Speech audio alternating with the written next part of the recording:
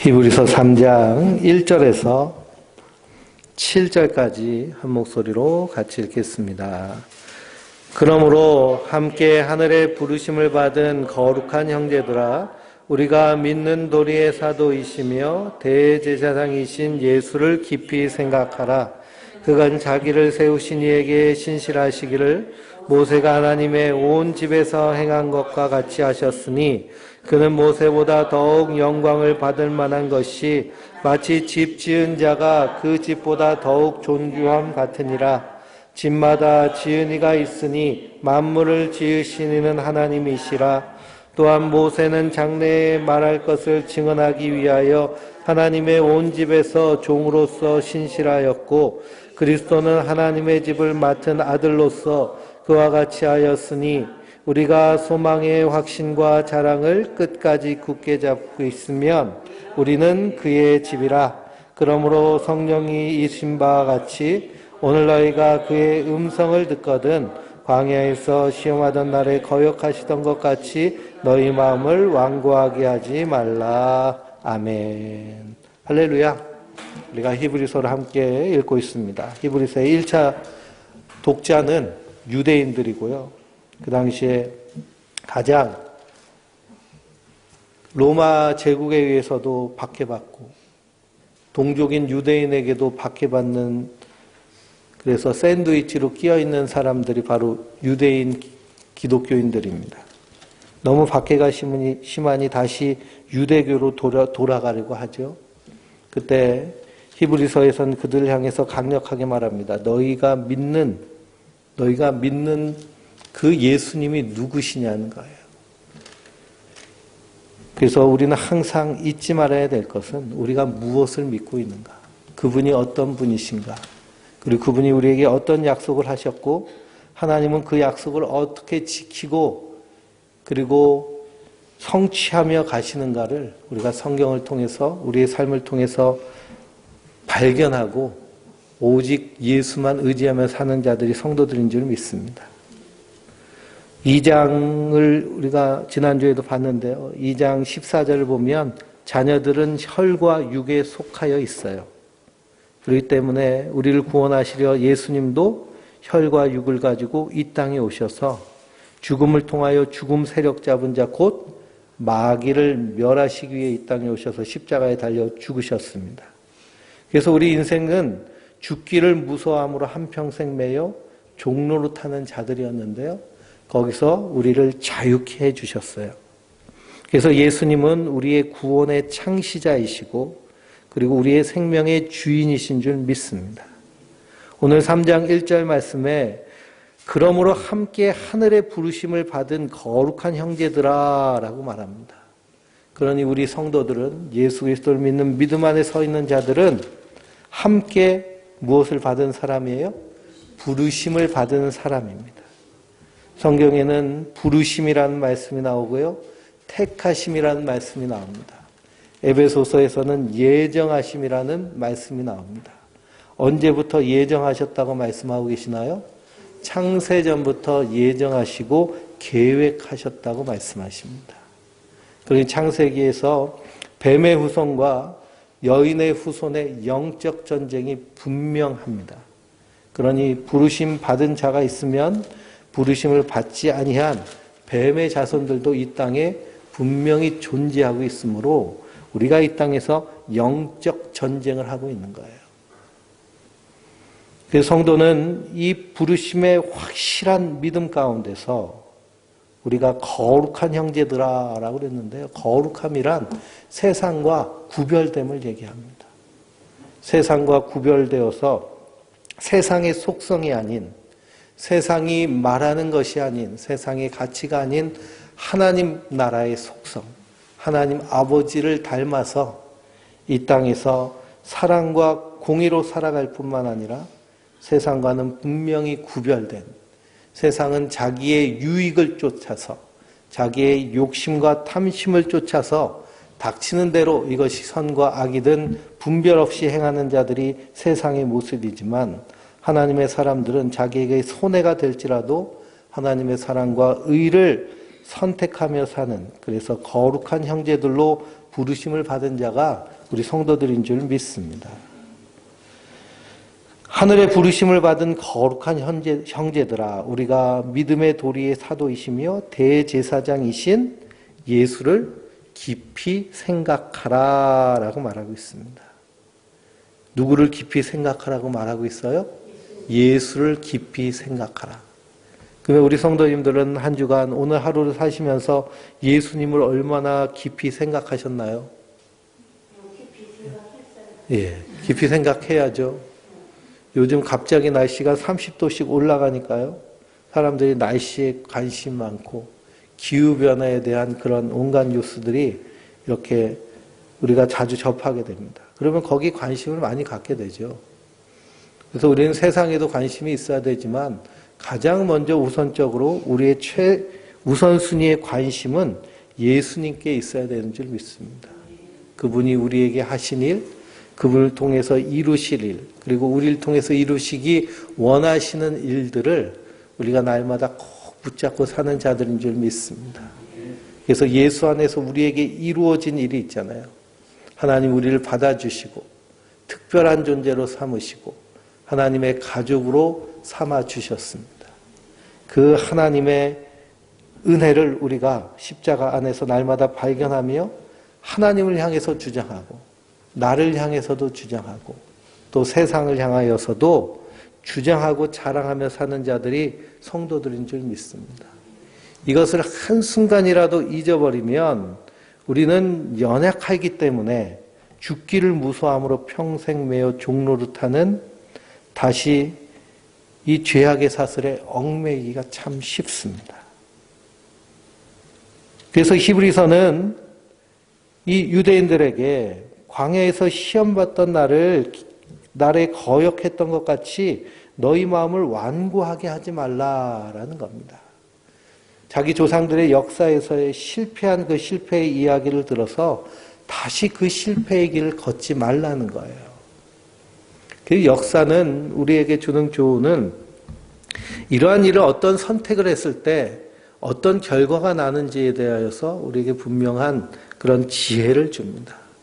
그러니 역사가 반복되어서 악순환이 된다라고 한다면 무엇이 없는 걸까요? 그 백성에게는 지혜가 없는 것이고요. 역사의식이 없는 겁니다.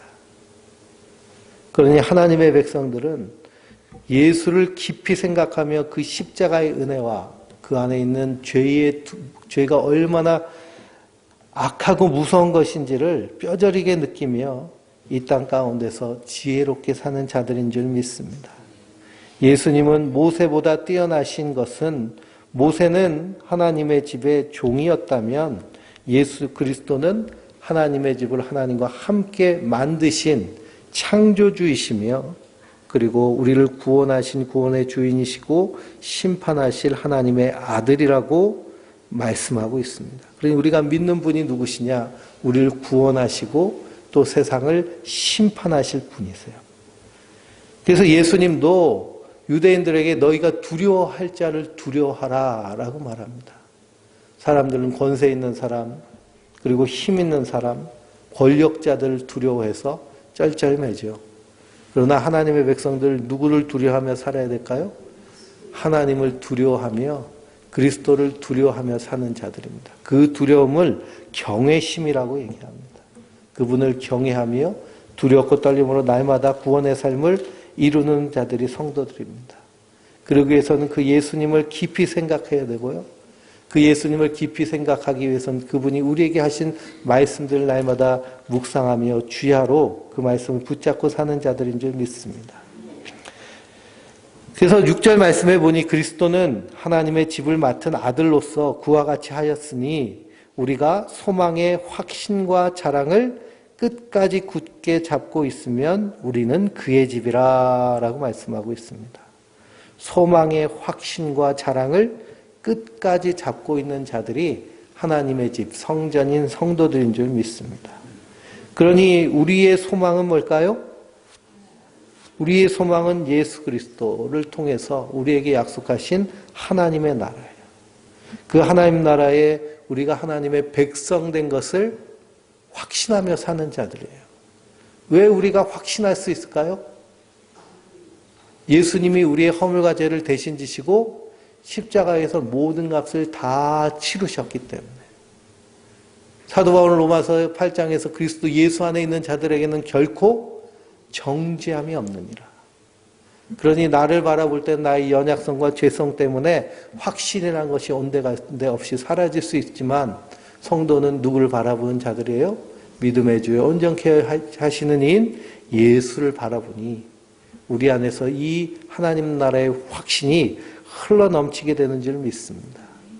그러니 구원의 확신, 하나님 나라 백성으로의 확신, 이 확신은요 십자가를 통해서 나타나는 것이지 내가 무슨 행위를 하여서 나오는 것이 아닙니다. 우리가 무슨 일을 하든지 다 하나님의 은혜에 감사해서 해야죠. 내가 하나님한테 잘 보이려고, 내가 하나님한테 칭찬받으려고, 하나님한테 인정받아서 천국 가고 이 땅에서 복 받으려고 하는 그런 모든 행위는 하나님이 받지 않으십니다. 왜 그러냐? 자기 의로 나가는 자들의 제사를 받지 않으시기 때문에. 자기 의로 하나님 앞에 나온 사람이 가인이잖아요. 가인의 제사는 하나님 받지 않으십니다. 하나님이 받지 않으시니까 가인이 어떻게 변했어요? 얼굴이 울그락불그락하며 안색이 변했다고 말합니다. 하나님이 어떻게 내 이 헌신과 예배를 받지 않을 수 있나 하고 하나님을 향해서 항변을 하는 거예요. 아벨을 죽이는 행위는 누구를 죽이는 행위일까요? 하나님을 죽이는 행위입니다. 하나님의 아들이 이 땅에 오셨을 때 십자가에 못 박아 죽인 자들은 다 어떤 자들일까요? 제사장, 서기관, 바리새인, 그 당시 지도자들, 자기의 의로 의롭다 여기면서 사람들에게 존경받고 인정받으려고 하는 자들, 그런 자들이 예수님을 십자가에 못 박아 죽였습니다. 그러니 우리도 내 공로, 내 의, 내가 이렇게 하고 내가 이렇게 했다는 것, 이게 내 신앙의 자랑이 된다면 누구와 똑같을까요? 가인과 똑같고요. 예수님을 십자가에 못 박은 자들과 다를 바 없습니다. 제가 시골에 첫 목회를 가봤더니 교회를 이제 새로 건축한 지 얼마 되지 않았어요. 2층까지 올리려고 그랬는데 돈이 모자라가지고 1층까지만 올리고 멈춰섰는데요. 보니까 지붕에다가 십자가를 크게 달아놨더라고요. 그런데 거기 권사님 한 분이 계신데요.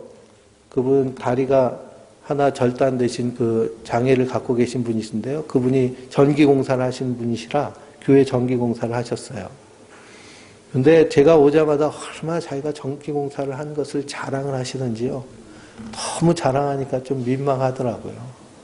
그래서 건축헌금을 얼마나 하셨나 봤더니 또 그건 또 아니더라고요. 그 교회 가봤더니 피아노에다가도 다 그 화이트로 이름이 써 있는데 백 누구라고 써 있더라고요. 근데 교회에는 안 오세요. 이분은 어디 계시냐 했더니 삐져서 안 온대요. 그 이름을 뭘로 붙이고 있냐 그래서 지워버리기도 했는데요. 자기 공로, 자기 의. 그러니 교회 건축하면서 교회 물건 강대상에다가 이름 새겨줄 테니까 헌금하십시오. 그러면은 헌금을 열심히들 한답니다. 근데 그건 하나님이 받으실 만한 것이 아니죠. 그러면 우리는 모든 것이 하나님의 은혜로 감사해서 하는 것이고 그 은혜 안에 있는 자들은 우리의 소망이 우리 안에서 확신이 되고 또 무엇이 될까요? 자랑이 되는 줄 믿습니다. 우리가 누군가를 만나서 자랑할 때 무엇을 자랑하는지를 잘 생각해 보세요. 대부분 사람들은 자녀들을 자랑하기도 하고 남편 사업 잘 되는 걸 자랑하기도 하고 부동산 산 거 성공한 걸 자랑하기도 하고 건강을 자랑하기도 하고 미모를 자랑하기도 하고 온갖 것을 다 자랑하는데 사도 바울은 내가 자랑할 것은 누구밖에 없다고 얘기해요? 예수밖에 없다고 얘기합니다. 고린도전서 1장을 한번 읽어보실까요? 고린도전서 1장.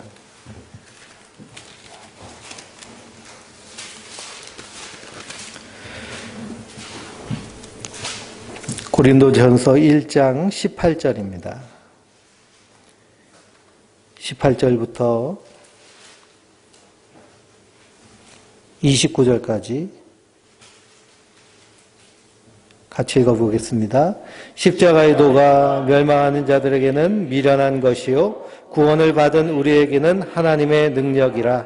기록된 바 내가 지혜 있는 자들의 지혜를 멸하고 총명한 자들의 총명을 폐하리라 하였으니 지혜 있는 자가 어디 있느냐? 선비가 어디 있느냐?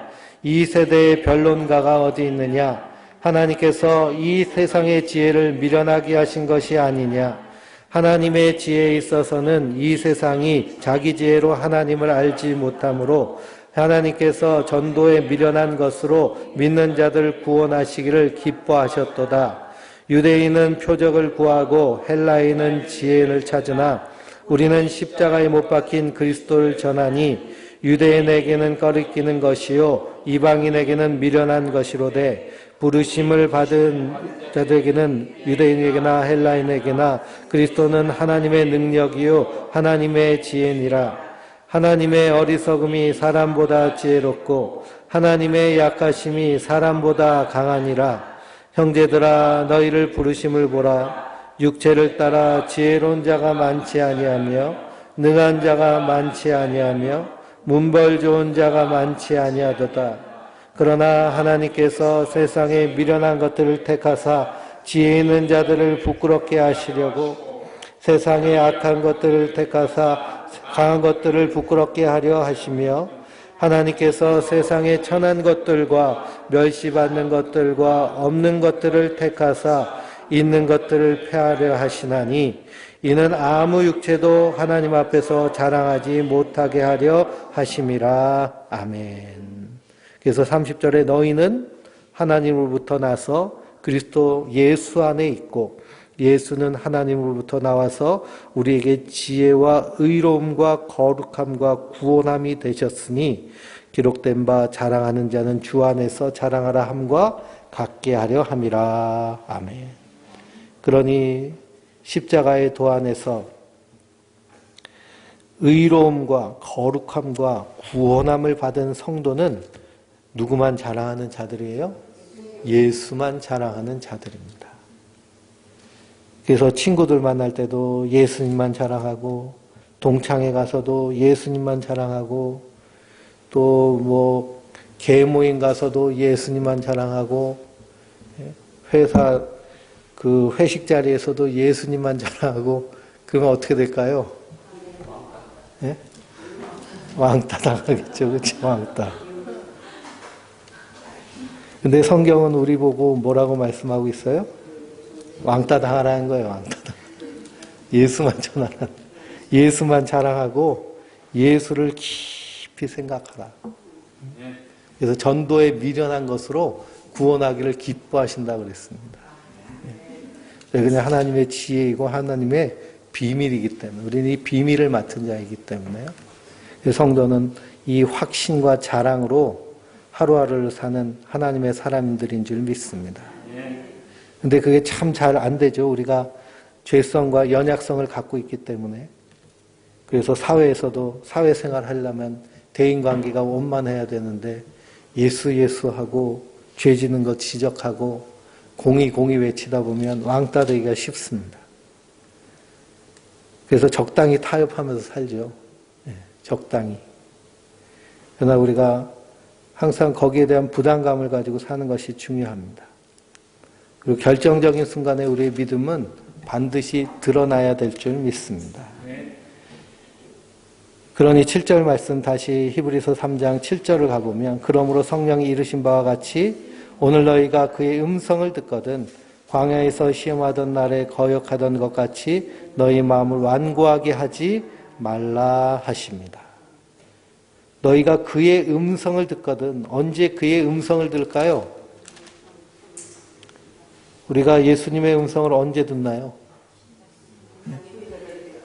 성경 피고 말씀을 읽고 묵상하고 예배 시간에 말씀을 선포하는 말씀을 들을 때 이것이 하나님의 음성을 듣는 것입니다. 광야에서 시험하던 날에 거역하던 자들이 출애굽한 이스라엘 백성들이잖아요. 그들처럼 너희는 마음을 완고하게 하지 말라 그랬습니다. 옛날 성경에는 강팍하게 하지 말아라 이런 말씀을 썼거든요. 강팍이란 말씀.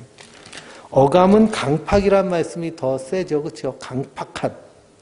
강팍한 게 뭐냐? 완고한 게 뭐냐? 하나님의 일하심을 눈으로 보고도 믿지 않는 것이 강팍한 거예요.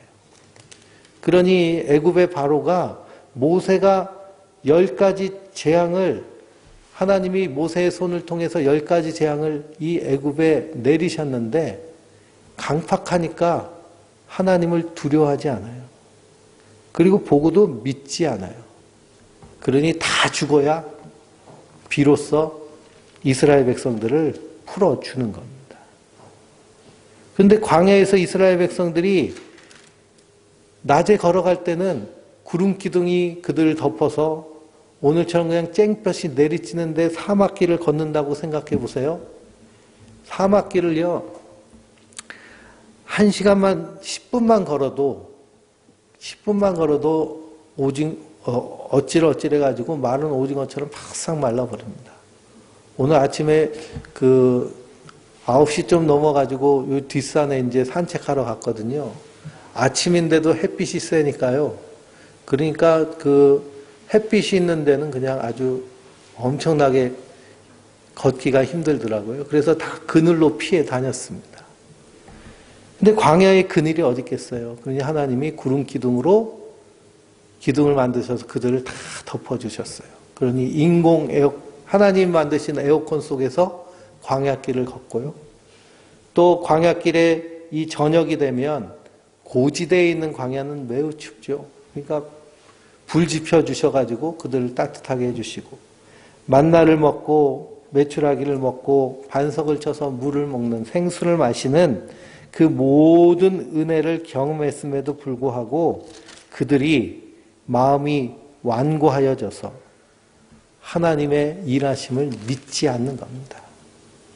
그러니 조금만 힘들어도 불평하고 조금만 괴로워도 원망하고 툭하면 애굽으로 돌아가자. 우리가 고기 가마 아래서 배 터지게 먹었지 않냐 고기를. 그런 적도 없으면서요. 평생에 한 번 있었으면 있었겠죠. 그때가 좋다 하면서 계속 죄 가운데로 돌아가려고 하는 모습이 바로 이스라엘의 모습입니다.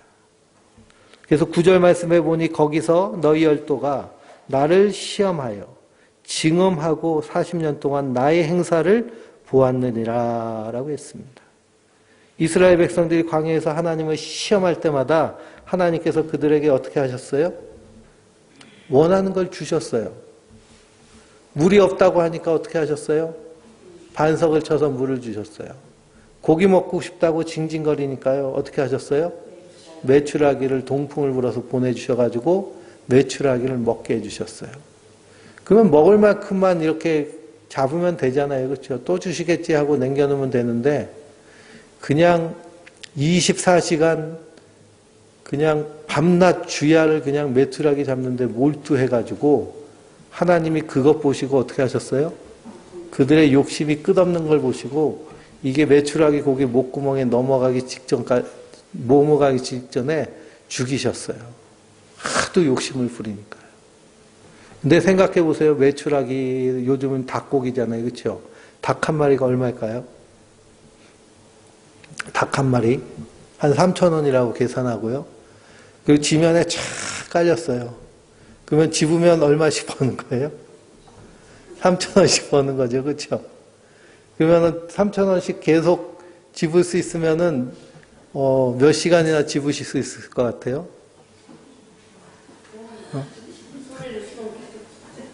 그러니까 우리가 애굽 사람보다 더 독한 사람이죠. 그렇죠? 애굽 사람보다 더 독한 사람. 저희 누나가 저기 메인주에서 목회할 때 거기 바닷가가 있거든요. 거기 메인주는 바닷가에서 그 랍스타를 잡아요. 랍스타 그 어선들이 많은데 어느 날 이렇게 허리케인이 거기를 훑고 지나갔는데 아침에 해변에 가보니까 랍스타가 쫙 깔렸더래요. 그래가지고 교인들한테 전화해가지고 다 양동이 들고 나와가지고 랍스타를 다 잡아가지고 그래서 먹었는데 이게 랍스타도 핵함을 해야 된대요. 핵함을 해야 되는데 핵함을 안 해가지고 모래가 버벅버벅 해가지고 먹다 버렸다 그러더라고요. 이게 사람의 욕심이라는 것이 끝이 없습니다. 그러니 지면에 3,000원이 깔려 있으면 이거 줍는 사람이 임자 그러면 아마 허리가 부러질 때까지 짚는 것이 인간의 모습인데요. 그러니 하나님이 그들의 요구한 것을 들어주셨어요. 징험이 있다는 것은 그 하나님이 약속대로 그렇게 행하셨다는 겁니다. 그리고 40년 동안 하나님 일하시는 것을 보았어요. 그런데도 그들이 마음이 완고하여서 그 하나님 믿지 않는 겁니다. 10절 말씀에 그러므로 내가 이 세대에게 노하여 이르기를 그들이 항상 마음이 미혹되어 내 길을 알지 못하는도다 라고 하셨습니다. 마음이 미혹되어 있어요. 그 미혹이라는 것은 선악과를 따먹은 인생의 모습입니다. 너 이거 따먹으면 하나님처럼 돼. 그러니 내가 하나님 되려고 하는 그 미혹, 유혹. 그러니 하나님이 주인이신데요. 주인이 원하시는 것은 뭔지를 모르고 자기들의 눈에 보이는 대로, 마음이 원하는 대로 그렇게 죄지며 살게 되는 겁니다. 그래서 11절 말씀에 내가 노하여 맹렬한 바와 같이 그들은 내 안식에 들어오지 못하리라 하셨다 하였느니라. 그러니 그들은 부른 기둥과 불기둥 아래에 있음에도 불구하고 뭘 누리지 못했어요? 안식을 누리지 못했어요. 하나님의 구원의 최종 결과는 안식함에 있습니다. 에덴 동산에서 쫓겨난 인간은 이제 안식함이 없어요. 그러나 구원받은 하나님의 그리스도인들은 이 땅에서부터 하나님 나라를 사는 자들이기 때문에 이 땅에서부터 안식을 누리며 사는 거예요. 하나님 우리를 인도하여 주실 것을 믿고 그 믿음에 따라 나의 삶을 충성되이 살아나가는 겁니다. 그래서 아무것도 염려하지 말고 오직 모든 일에 기도와 간구로 너희 구할 것을 감사함으로 하나님께 아뢰라. 그리하면 모든 지각에 뛰어난 하나님의 평강이 그리스도 예수 안에서 너희에게 더하여 주시리라 라고 하셨습니다. 또 먼저 그의 나라와 그의 의를 구하라. 그리하면 이 모든 것을 너희에게 더하여 주신다고 그랬거든요. 더하여 주신다. 그러니 우리가 하나님의 명예와 통치와 사역, 생활 방식과 관계와 영적 전쟁, 예수님이 가르쳐 주신 주기도문의 기도에 따라 먼저 그의 나라와 그의 의를 구할 때 이 모든 것은 우리가 평소에 원하는 것 있잖아요. 집이 좁으면 하나님 아파트 좀 큰 집으로 이사 가게 해주세요. 사업이 잘 안 되면 사업이 좀 해결되게 해주세요. 나를 괴롭히는 사람이 있으면 저 사람 좀 처리해 주세요. 자식이 문제가 있으면 이 자녀들 지켜주세요. 뭐 이렇게 기도하잖아요. 이것이 이 모든 것이죠. 그렇죠? 이 모든 것. 먼저 그의 나라를 구하면 이 모든 것은 하나님이 선하신 뜻에 따라서 인도해 주신다는 겁니다. 근데 우리는 주로 기도할 때 먼저 그의 나라와 그의 의가 앞서요? 이 모든 것이 자꾸 앞서요? 이 모든 것이 자꾸 앞서요. 이 모든 것이 자꾸 앞선 것은 결국에는 우리 안에 무엇이 문제가 있을까요? 믿음의 문제가 있는 것입니다. 우리가 정말 예수님을 믿는 그 믿음 안에서 소망의 확신과 자랑을 끝까지 굳게 붙잡아야 되는데요. 세상 살다 보니까 계속 흔들리는 거예요. 사도 바울도 계속 흔들렸어요. 그래서 뭐라고 했나요? 난 날마다 죽노라. 나는 죽고 날마다 예수로 사는. 그러니 계속 우리가 성화의 길을 걸으면 걸을수록 내가 의인으로 나타나는 것이 아니라 죄인으로 드러나는 거예요. 그건 죄를 더 많이 져서 그런 것이 아니라 나에게는 의로운 것이 없고 선한 것이 없음을 깨닫고 그래서 더 예수님을 의지하고 예수님을 바라보게 되는 줄 믿습니다.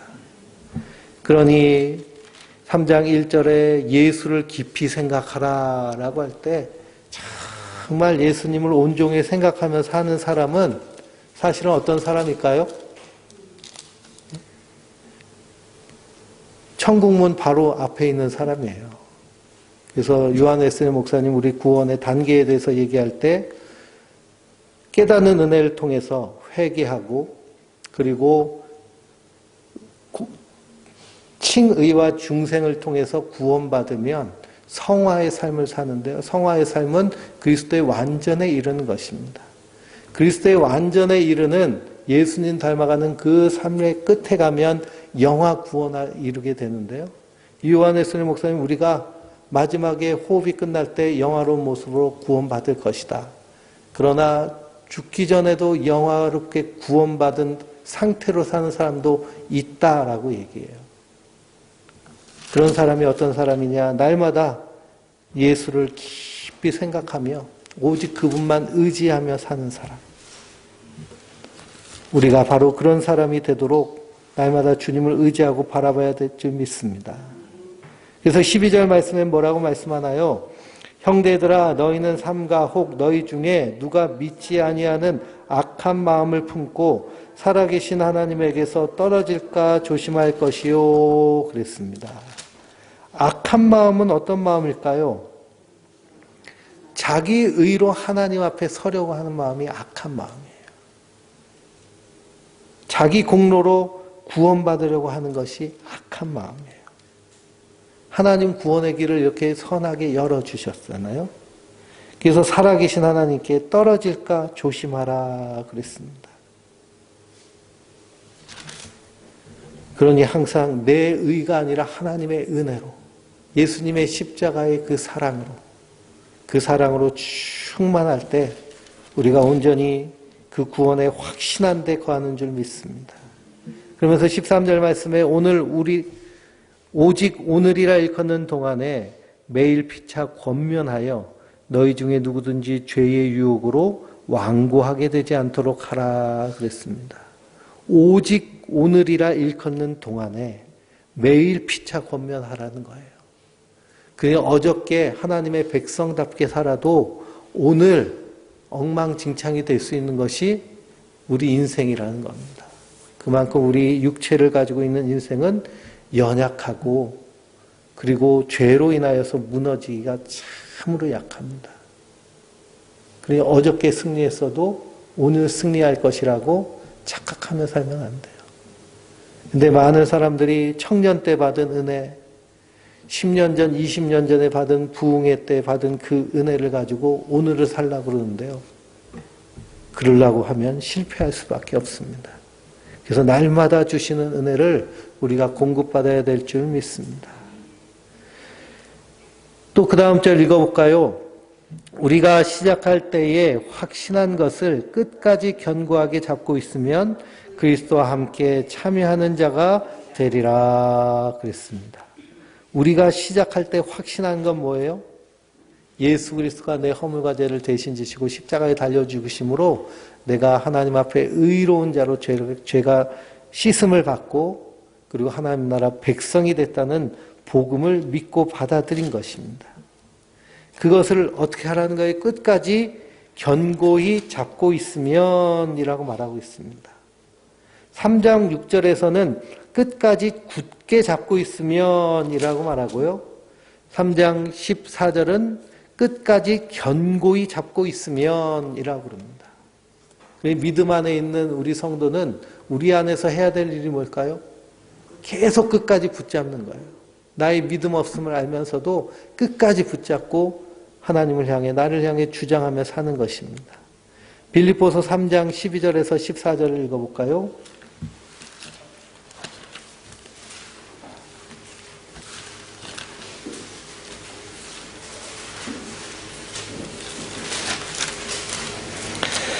빌립보서 3장 12절에서 14절입니다.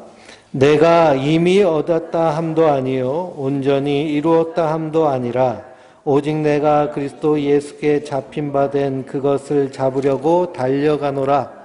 형제들아, 나는 아직 내가 잡은 줄로 여기지 아니하고 오직 한 일을 즉 뒤에 있는 것을 잊어버리고 앞에 있는 것을 잡으려고 표대를 향하여 그리스도 예수 안에서 하나님이 위에서 부르신 부르심의 상을 위하여 달려가노라.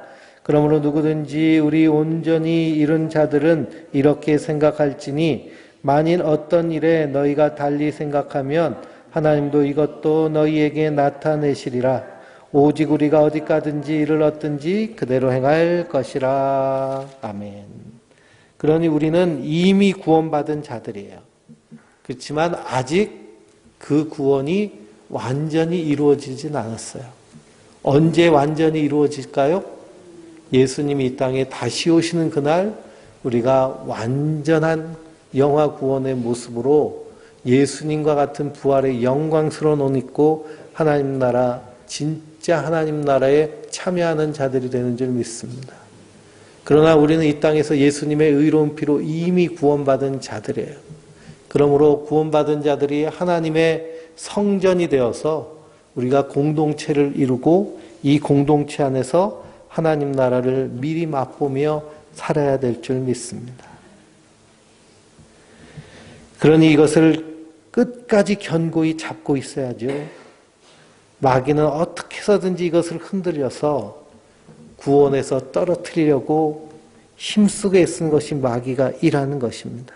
그래서 또 경고하고 있죠. 15절 말씀에 히브리서 3장 15절 성경이 일렀을 때 오늘 너희가 그의 음성을 듣거든 경노하시게 하던 것 같이 너희 마음을 완고하게 하지 말라 하였으니 듣고 경노하시게 하던 자가 누구냐 모세를 따라 애굽에서 나온 모든 사람이 아니냐 또 하나님이 40년 동안 누구에게 노하셨느냐 그들의 시체가 광야에 엎드려진 범죄한 자들에게가 아니냐 또 하나님이 누구에게 맹세하사 그의 안식에 들어오지 못하리라 하셨느냐 곧 순종하지 아니하던 자들에게가 아니냐 이러보건대 그들이 믿지 아니함으로 능히 들어가지 못한 것이라. 아멘.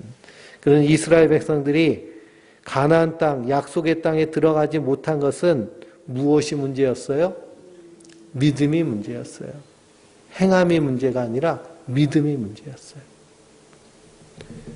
율법은 지키지 못할 수 있습니다. 어길 수 있어요. 그래서 하나님 그들에게 뭘 또 주셨어요? 제사하는 법을 주셨어요. 속죄의 길을 열어주셨어요. 율법을 어기면 반드시 속죄를 통해서 죄사함을 받아요. 그러니 율법을 통해서도 죄사함의 길을 열어주셨거든요. 그러니 율법주의자들은 사실 예수님을 믿는 것이 아니라 사실 어떻게 해야 될까요? 양을 잡고 소를 잡아야 돼요. 성막을 지어가지고 매일같이 죄지면 양 끌고 가가지고 잡아가지고 대한민국에서 그렇게 하면 어떻게 될까요? 축산법 위반으로 감옥에 갈 수도 있습니다. 그래서 율법도 속죄의 길을 열어주셨죠. 그런데 그들이 아무리 소를 잡고 양을 잡아도 결국 가나안 땅에 들어가지 못한 것은 그들의 믿음이 없기 때문에. 근데 그 믿음도 하나님의 선물이라고 말씀하셨습니다. 그래서 4장 3절까지 읽어볼까요? 1절부터. 그러므로 우리는 두려워할지니 그의 안식에 들어갈 약속이 남아있을지라도 너희 중에는 혹 이르지 못할 자가 있을까 함이라. 그들과 같이 우리도 복음 전함받은 자들이나 들은 바 그의 말씀이 그들에게 유익하지 못한 것은 듣는 자가 믿음과 결부시키지 아니함이라. 이미 믿는 우리들은 저 안식에 들어가는도다. 그가 말씀하신 바와 같이 내가 노하여 맹세한 바와 같이 그들이 내 안식에 들어오지 못하리라 하셨으나 세상을 창조할 때부터 그 일이 이루어졌느니라. 아멘.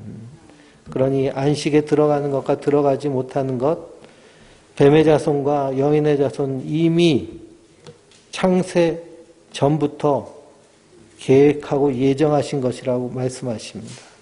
그런데 우리는 예수 그리스도의 보배로운 피로 구원받는 것을 믿는 자들이에요. 그래서 오직 의인은 믿음으로 말미암아 살리라. 그런데 우리의 삶의 모든 순간순간에 무엇과 결부시켜야 될까요? 나의 믿음과 결부시켜야 돼요. 그래서 우리가 이 땅에서 영적 전쟁 싸움을 하고 있다는 사실을 분명히 기억하고 때로는 고난이 오고 어려움이 올 때 이것이 광야에서 이스라엘 백성들 시험하신 것 같이 성도를 연단하고 시험하는 그런 일일 수 있습니다. 그러나 성경은 분명히 말합니다. 사람이 감당할 시험 밖에는 너희에게 당할 것이 없나니 오직 하나님을 믿부사 너희가 감당치 못할 시험당함을 허락하지 아니하시고 시험당할 즈음에 또한 피할 길을 내사 너희로 능히 감당하게 하시느니라. 그러니 이스라엘 백성들이 홍해바다 건너자마자 물이 없었어요. 도착한 곳이 마라였는데요. 마라에 샘이 있어서 가서 먹으려고 했더니 물맛이 어땠을까요? 썩습니다. 썩은 물이에요. 그래서 이스라엘 백성들이 원망하고 불평합니다.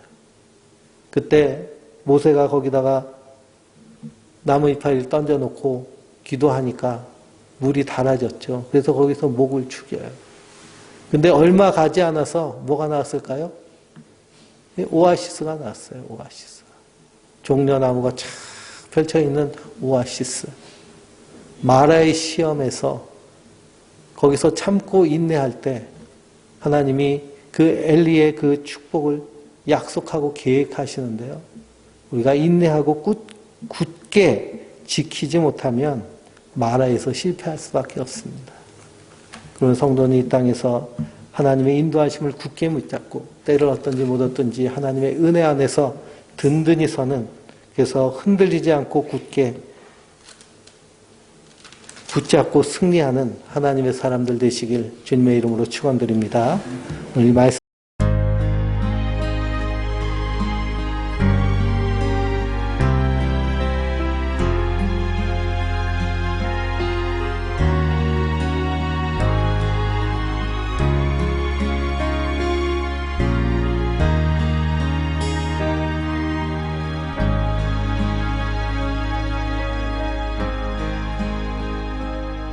어둠 속에 매이던 내 영혼 갈 길 몰라 방황할 때에 주의 십자가 영광의 그 빛이 나를 향해 비추어 주셨네.